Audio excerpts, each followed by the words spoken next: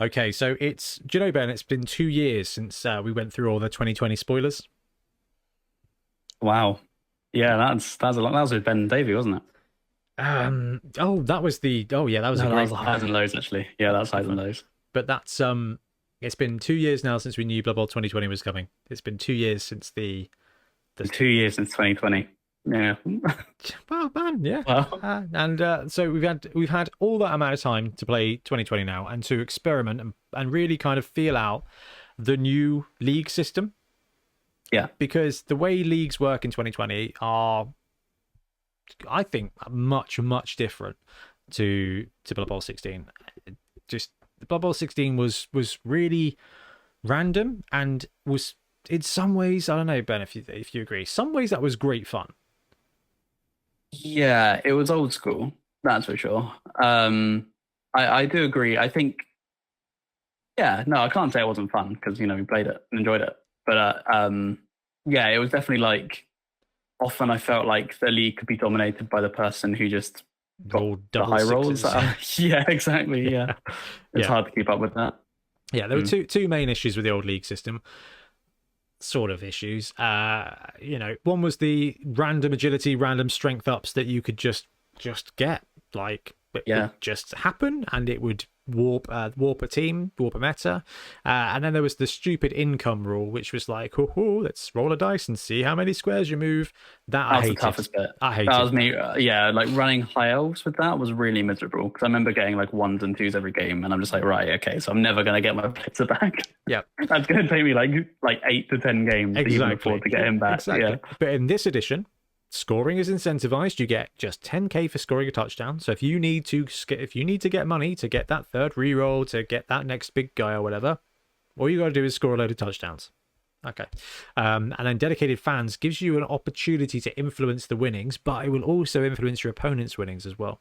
So this has been something I've been quite interested to see. Like, a couple of my opponents in the league have been like high DF, and I'm like, woohoo, we're going to get loads of money here. I don't even care if I don't win. Like, it doesn't matter. I'm going to be able to get 70k probably to buy that reroll. And then you play against someone who's got 2 fan factor or 2 dedicated fans, and you're like, I'm just paying for you. It's good, but the overall, you get more money per game, generally speaking. yes, definitely. Which is much better for agile teams. So we've had this experience with the league where we've got a ton of games in, we've played the Bonehead Championship, so we've got to play with how teams develop in this system. Now, back in the before times, in the long ago, we would go through a team and we would hit up the Bonehead basics. Okay, we'd look at league play for a team, what your roster choices are, and how you develop your players. And that is what we're going to do. And like Ben said at the beginning of the show, it's going to be Skaven. We both love Skaven. I've always loved Skaven. Ben has now discovered the truth behind this. And Do I? yeah, it's so good. So I think what we're going to do is, we'll talk through the rosters, because I think the rosters will help us talk through the play style. I think that's probably a good place to start. Okay, so full disclosure, we've got a starting rosters video for every team in Blood Bowl 2020. Then just it covers league. There's tournament rosters and sevens rosters, although the sevens ones are out of date, but the new ones are coming in September. So we're going to go through the Skaven starting rosters video that we've done, because it's got a load of different builds in there, and we're going to talk through actually the benefits of running it. So the first up is the no Roger build. I think this is Skaven classic. This is the classic Skaven roster. 2 blitzers, 4 gutter runners. All 4 gutter runners. Your thrower, 4 linemen, 3 rerolls. Comes in at 955, which gives you 40k. So you can either bank it, get your apothecary after game 1, or buy 4 dedicated fans and probably still get the apothecary after game 1. Spoiler alert, dedicated fans are incredibly useful. So the way Skaven, Ben, what's the biggest advantage of the Skaven team? The gutter runners, like single-handedly, they win games. They're just ridiculous. Like even seeing in our league, especially, even like Underworld, when you can get 1, like when they pop off and they get some skills, they just are such a threat. You only need 1 or 2 really, and having 4 just lets you when they're also incredibly squishy. So when you lose one, it's nice to have a bench of them. So this just gives you so much flexibility. Now, when you talk about Skaven, when you think about it from a theme point of view, they are all about just don't care about my losses, right? That's how Skaven work. And because you've got 4 gutter runners, they are just expendable, okay? Because if one gets killed, you've still got 3, and you only need 1. Yeah, absolutely. I almost think that they're too cheap because they make them expendable. They've gone up in like price. They're 85 base, right? Or do they go down in price? I don't know. I don't know. Yeah, but they're 85 in this edition, and you get a lot of stat for that price. Like, just movement 9, I think is. I can see why they capped movement. Yes, in another this game. great change for 2020. Yeah, because 9 from the get-go is just there aren't any other players that can keep up with that. Like a werewolf might just about manage, but I mean, if they slip past, it's You bang on, right? So I played against Necro werewolves. Movement 8. Movement 8 is fast. Okay, war dancers are hated. They are fast. Werewolves are fast. 8 is a ton of movement, right? 9 is just miles better, and they're Edge 2+ with dodge. So Ben's right. Strength 2, armor 8+. And they are going to end up in places that they don't want to be, and people are going to target them. And the vulnerability of this roster, Ben, is that you've got 4 strength 2 players. So even though gutter runners are almost unstoppable on offense, they're incredibly useful on defense. We'll talk about that. But from a strength on strength point of view, you've got not a lot of things to play with here. You are basically playing bad lineman elves at this point. Yeah. And like you're saying, it's like you have a bench of gutter runners, but you don't have a bench of players. So it's like with this, is this a 12-player roster? Nope, only 11. This is only 11. Oh, okay. So there are no bench of gutters. So you're having them all out to be expendable, and you're only getting players after your first game. Most likely you can get like a line rat or something just to give you that like flexibility. Yeah, there is a bit of flex with the no rogue build. You can actually just take 3 gutters and use that extra cash to have an apothecary ready and an extra lineman instead. So there's a few things you can do, but actually drop a reroll because drop a I like dropping a reroll for an extra player to save putting all the guys out in one go. That might help. That's reasonable. So, Ben's bang on. The gutter runners are by far and large just one of the most exciting parts of the Skaven roster. Being movement 9, having edge 2+, and dodge straight from the get-go means that they can fly around wherever. And because they're flying around wherever and scoring touchdowns really easily and really quickly, you're gonna get to level 2 and level 3 really, really fast. And it gives you a lot of flexibility because this roster here, you've got 2 blitzers. The blitzers are brilliant, but that's kind of it from a defensive point of view. But you get the option here, get block on a couple of gutters. It protects them and actually gives you that opportunity to have a really speedy safety. Then you put wrestle on one of them. I don't know if you've got that far in your current build, Ben, because you seem to be going through gutter runners. Yeah, I was hoping to get it with the with one of them, but it's I haven't got one yet. But taking a 2 die up, wrestle attack with a gutter is way more reliable than you think. Like it just is. And sometimes, even though this roster is light from strength, 1 foul move, 1 failed ball pickup by your opponent, 4 gutters will get it. They will harass your opponent, and even if it just costs them 3 or 4 turns, it's slowed them right down. And actually, you're going to be left with 2 turns. And I have yet to basically find a situation where I have not been able to score in 2 turns except by dice, right? Because you don't have to do a lot. So it's often a case of rolling like out, worst case, like a 3+2+ dodge. And then it's a 3+2+ touchdown, basically. Yeah, exactly. Or you get in a position where you're like, okay, all I've got to do is survive a blitz next turn. And I've got dodge. And, by looking at your roster, Ben, block is the first skill you take on most gutter runners. And then you've got blodge. So, they're going to get 2 dice. But at that point, and this is the really interesting thing that I think people skip over with the fact that they are strength 2. if you are going to get blitzed in the backfield, your opponent most of the time is going to be able to get an assist on your player. So whether they're blitzing with a strength 4 player or a strength 3 player with an assist, they're going to get 2 dice on you anyway. So being strength 2 in that situation, it doesn't massively matter because you are just going to get 2 die blitzed if you're out in the wind. You shouldn't be, but it's gonna happen. It's gonna come. So the no Roger build, I think, is the classic Skaven roster. It is low on durability. I think we've kind of discussed that, but actually it gives you the maximum Skaven shenanigans. And now we've got the Rat Ogre build, which I put down as 2 blitzers, 2 gunners, 1 thrower, 5 linemen, 3 rerolls, and the Rat Ogre. Is that what you started with, Ben? No, I think I had another player. I dropped one of the rerolls and got another player and a coach. Okay, all right. So you went real skinny, the 2 reroll build. Did you start with 2 gutters, though? I did, yeah. Okay, so what made you go that route? The main reason I went this route is because I really like the Rat Ogre model, and I really like just Rat Ogres in general. I wanted the Rat Ogre. The reason I didn't go for the extra reroll was just because I wanted the bench because I knew Skaven was squishy, and especially the way I play them, it's handy to have that kind of fallback. And I'm glad I did with how the league has gone. And the rerolls, honestly, with Skaven, you don't often need them a huge amount. You have a lot of the stretch stuff you have built in. Mm-hmm. With like pass, with the dodging, with sure hands. You know, you've got a lot of like what's the word? What's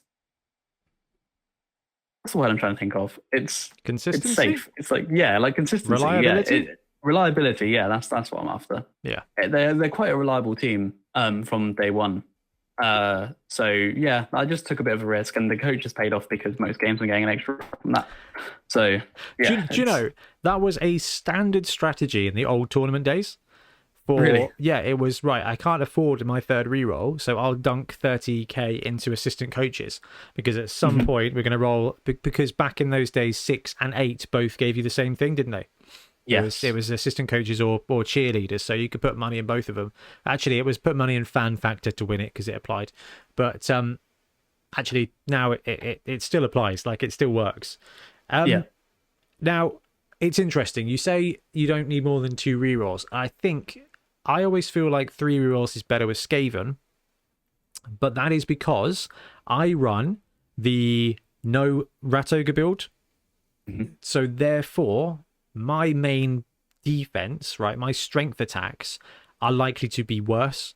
So I've got more gutters, which means there's more of a chance that actually my correct defensive play right now is a 2 die up block or a 1 die block. So you kind of use that 3rd reroll to buff you a little bit from a strength point of view. It's funny, like the builds are obviously similar, but they are very disparate. But you still managed to, 4-0 your first match with this roster? Yeah, I think it was. 4-1. Yeah, something like that. But yeah, no, it's good. And kind of like you say, where you say the rerolls like your defense. Yeah, for me, I always play the Rat Ogre as my safety. You know, my gutters usually, something I'm doing really early is I put the gutters just all the way down the pitch. And then they're just behind them. And they're just like, okay, you can now deal with that. Because all I need to do is pass to them. And then I'm scoring. Yeah. So my safety, like they're my speed. So my safety is a movement 6 frenzy guy, strength 5. It's just like, and it's happened a couple of times. Like I played against Lizard Men last time. He got the ball to a skink, started running it down because it was like all he could do really. And I'm just like, well, okay, I'll frenzy him off the pitch then. 6 dice. Yeah. Yeah. And it was just like, yeah, like you've outrun my gutters because they're at the other end of the pitch, but because he did a pass and then a run, a handoff, and then, you know, the ball went down the pitch and went there and then went off the pitch and the ball got thrown in back to the other end again. It was a very unfortunate die for him. But yeah, and the Rat Ogre is an excellent safety piece because it's just really threatening. And super threatening. Because it's it's not, which is the one? Animal Savagery. Yeah, I just move. Yeah, it's Animal Savagery. Yeah. So you put a victim. Fury is the other one. Yeah, you put a victim next to him and he cannot fail that blitz. Can't fail. Yeah. Yeah. I mean, I have lost a couple of rats to him, so it's fine. They're rats. Who cares? Yeah, No wonder you want that extra bench in there. exactly. Yeah. So from the video point of view, there was one other roster there, which was the triple gutter one, which we already talked about, which is it's basically the same as the first roster, but you take 3 gutter runners and use that extra cash to start with either an apothecary or a 12th man. And then you've got that spare cash to put into the kitty. So you've got a bit of a choice. Now, I would say that the 4 gutter build is it's a dash roster, full on dash. Okay, you've got a great defense when things line up. Okay, you've got to be able to position well. You've got to be able to take some bad dice, but all you need is to force a turnover once, and you are there. Like it is TD straight away. Actually, I'd say that the Rad Ogre build is slightly more mid range because you've got a reasonable combat contingent, but you are a vulnerable one. But the Rat Ogre in this edition is just awesome. Like that animal savagery, yes, like Ben said, it's gonna hurt your own players. And if you've seen the Bonehead Championship, I'm pretty sure that happened. Oh man, didn't the kick guy get taken out at one point? I think something like that happened. Yeah. So be careful with who you put next to him, or like a prone gutter runner or something, because if there's someone to smash, he's gonna smash them, and it's gonna be with Mighty Blow, because that's just brutal. So yeah, but ultimately, you're gonna end up with 4 gutter runners. It's just a matter of time to get there. The Rat Ogre is not ubiquitous. Not all teams will end up with a Rat Ogre. And the difference in there, and Ben, I don't know how you feel about this, is the TV. Like that 150k is, if you've got 2 gutters, a thrower. We haven't talked about the thrower yet. We've got to talk about the thrower because, probably the best thrower in the game. You've got 4 gutters, you've got 2 blitzers, you've got a thrower, you've got your dudes, you've got your rerolls, you've got your apothecary. You're already at 1250. You take that Roger, you're up there at 40 in the 1400s, and then you get a big TV differential. And Yeah. I think it depends on the climate of the league. If you're playing from behind, then taking as much as possible is the right move, Ben. But if you are the more experienced team, then keeping your TV low, I think benefits you. If you're Season 2 Skaven, keeping your TV down to something like 1200 might be preferable in this new age of great stars. I'm looking at you, Bomber. Yeah, I think it's good, and you got Hackflame running around these days. I'm adamant not to run him in the league because it's kind of like I just want to try a hack from the Skaven because he always shows up. Hackflame's not a Skaven team star player. No, well, he is when you only had 2 gutter runners and one gets taken out. Yes, all right. If you're down to 1 gutter, yeah. I mean, that's just. Yeah. Then he's just playing Underworld. Yeah, that's true. Yeah, they seem to be doing fine. But yeah, it's like, I mean, we can prove a point with the Rat Ogre thing. My team, I started with the Rat Ogre. Game 1, he died, and then you are just you say it's a huge TV sink. It is. Like as soon as he goes, I mean, he's only armor 9+, so it happens. Yeah. Then you really are kind of strapped. Like I was a lot down in my second game, but thanks to BB 2020 and some of its broken ways of making cash, I was able to get it back pretty quick with the side bet. So I still, you are gambling a lot on having that Rat Ogre from day one, and even a few games down in experienced teams, you are right. But it's easier to add things to the team as you go along, though, isn't it? Like, because you can add a 100k reroll, you can add an 85k gutter runner, or you can add a 150k roger, and it's hard. It's much harder to save up to 150k. Because you end up risking, all right, not a lot, but you do risk a little bit of the expensive mistakes when you get over 100k in the treasury, so it can knock you down a little bit. And if you have a couple of bad games where you don't get that extra income from TDs, then yeah, it can hurt you. Now, how's the thrower been for you? He's unbelievably good. Unbelievably good. Like, you saying it's the best thrower in the game is just so right. Like, I'm always so afraid when people sort of get like, they kind of realize it's like, okay, I'm going to target that thrower because that is like, I'm always just like, no, don't do that. Like, I'd rather you hit my gutters because I need him. The amount of stretch plays this guy's done, like I've done, I think 3 long passes now. Because it's just a 4-up with a reroll, and it's just totally fine. And I mean, I take 4-up with reroll like way too often than I probably should. I dodge 3+ with no reroll most of the time. That's why you go through so many blooming linemen. That yeah, that is true. Feeding them to the rat ogre, feeding them to the ground. Oh, this dude is just so good. Passing 2+ was the best thing they ever added to the game. So yeah, Skaven in this edition are a little bit different to the old one. In the old edition, you really didn't need a thrower, and so there was a lot of time where you wouldn't bother with the thrower because actually a gutter runner's picking up the ball on a 2+, and he was throwing the ball on a 2+ with movement 9. It was a great thrower, like straight up. The only thing he was missing was pass reroll, but you probably had enough rerolls anyway, or sure hands, but you were picking up the ball on a 2+, so it didn't really matter. In this edition, you've got 4 excellent catchers who are edge 2+, dodge, and movement 9. You've got 4 amazing targets, and then this ball carrier who's got sure hands, so you're picking up 3++, which is what, 8 out of 9 success rate, so 88% chance of picking up the ball in the open.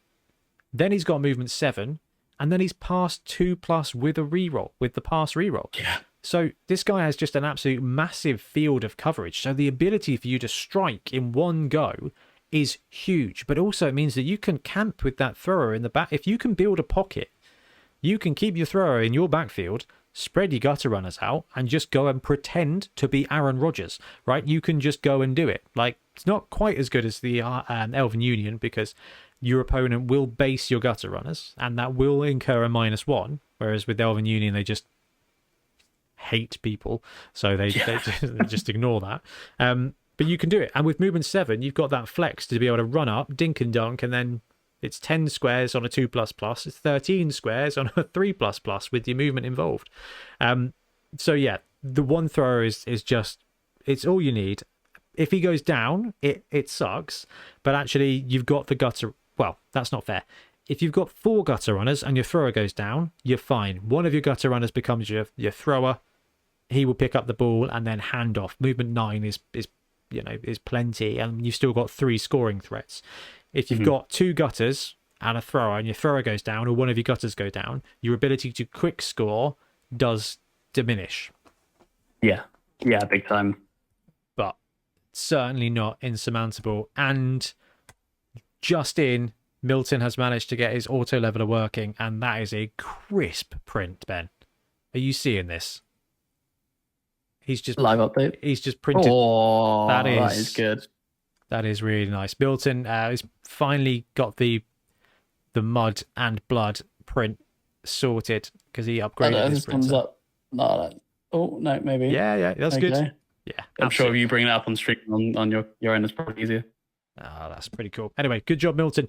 So when it comes to running a Skaven roster, if you're starting in a tournament, this is the great thing about this roster. If you are all about agility, making things work, and maximizing your gutter runners, run 4, 3 rerolls, run 3 with 3 rerolls and an apothecary. If you want a bit more durability and a bit more threat presence on the pitch, the Rat Ogre build is just an absolute ton of fun, and you still have the thrower, and you still have 2 gutter runners, and you are only 2 games away from your 3rd gutter runner, and you are only 4 games away from gutter runner 4. So yeah, and it unlocks the bash game, which is you've got options. Skaven aren't bad at. So yeah. They are not. I know Saxby likes to run a 4 reroll build with 2 blitzers, no gutter runners, just to prove it can be done. And a roger, because he's an absolute madman. I'd say they're just worse humans then, but yeah. Yeah, they are. Now, even the linemen are great, right? Movement 7 is really, really, really, really good. Like, I think it's always fun to think about the fact that actually the Skaven from this roster is a positional in the Renegades roster. Movement 7, strength 3 is great. Like, we'll talk about team development in a minute, but the linemen are really flexible. They're really durable. They're really flexible. They're tougher than you think on offense. When it comes to defense, they're weaker than you think. And you will go through. I've always valued movement over armor because I don't know if this is correct logic, but in my mind, movement use every turn. Armor only happens occasionally. So while they're valued the same, and bad armor can mean like the player is no longer around, I just like the ability to move 7 every single time. That's fair. That's very fair. Right, we are going to take a quick break, and then we're going to have a look at developing your team in League.